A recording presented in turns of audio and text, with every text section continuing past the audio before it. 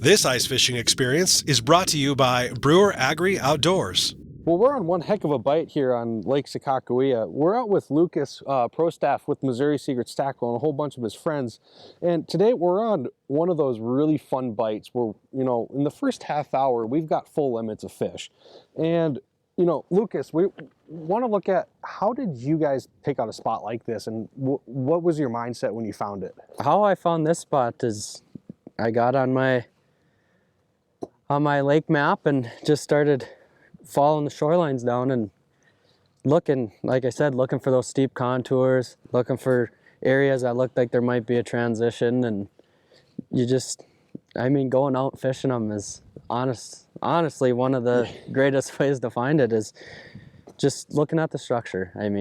There is tons and tons of it on this lake. It's a reservoir. Yeah. So. Yeah, and we're on one of the spots where the river, the Missouri River starts to get wide, and then it dumps into the reservoir of Sakakawea. So, there's a lot of these breaks, Yes. along the bends in the corners of the river, and, finding that, one rock, either a big boulder or a rock pile or a couple trees, that's the key spot that finding that you'll find the fish. This spot in particular is, we got all the main drainage that comes out of these hills behind us funnel in right here. So it's kind of like another little creek channel that dumps into the other channel. And it works out. It just so happened to be one of those spots that works out good, and we were able to get on some good bites here years past, and it's continued to hold for us. It's those little details that can make a fishing trip a huge success. We're on where the river gets wide and dumps into Sakakawea, but like you just said, this is one of the spots where spring runoff, occurs. So just that extra bit of current coming from the shore and not a current break, even though you're on a river, that can be a huge factor in finding fish. The main channel does cut in here, and these fish are literally from that channel that comes off of mainland. It comes in and it hooks hard, so that does actually help with that current break. But we've had current here before, tough current, and then we have times where it's not. But they're just really finding that steep bank, it seems like, because you can feel it sometimes just blowing right over the top of the bank. You drop your lure down, and once you get so deep, then you straighten out. But So Lucas, in like this particular spot per se, how much current is there actually moving through under the ice? It varies year to year. We've had it before where trying to drop down a flutter spoon, you can't even keep it on your graph, and you have to size up, get something where you can see.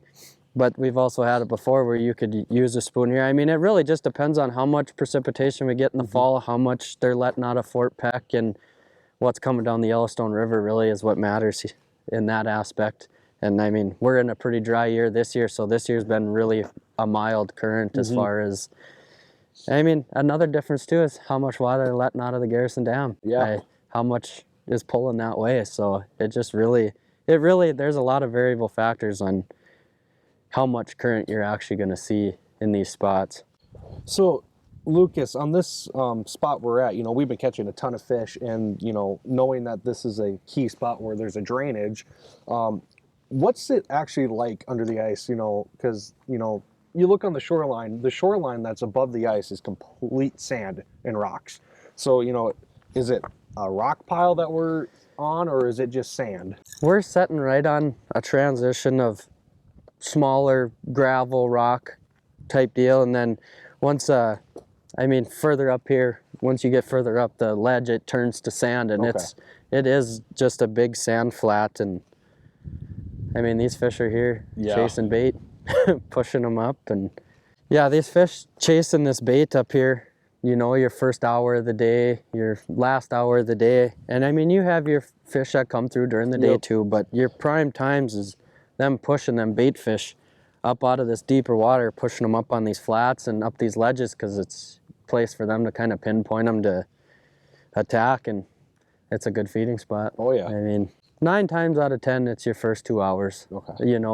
Your 2 main hours, I guess, for walleyes, your first hour in the morning and your last hour of the afternoon. But these These reservoir fish, they're hungry. Oh, They're, they're willing to eat all day if they gotta.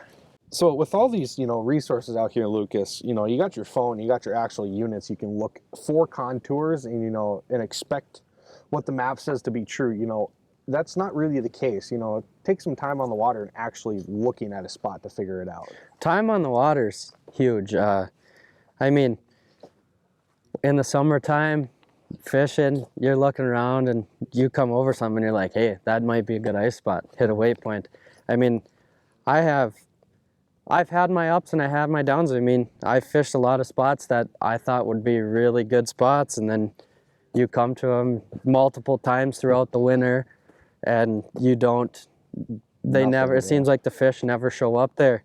And then I've also had it where, you go to a spot that you looked at that you thought was a real winner, and it was a real winner. It's along with that, putting all that time in doing your research and that time you put in on the water. I mean, that's how you find spots like this. I mean, we got a 6-man limit in an hour today. That you can't complain about that at all. No, not at all. That's a pretty epic bite. Yeah.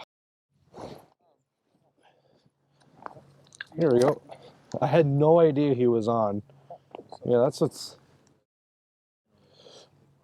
get this guy in. Oh, it's a nice walleye. Too bad we can't keep anymore. That's a good eater. Yeah, good eating fish right there. Well, Lucas, it's been an absolute blast being on the ice with you guys. Can't wait to get out on the ice and in the boat with you over the summer. And thanks so much for being on the show with us. Yeah, thank you, Peter, for having us join you.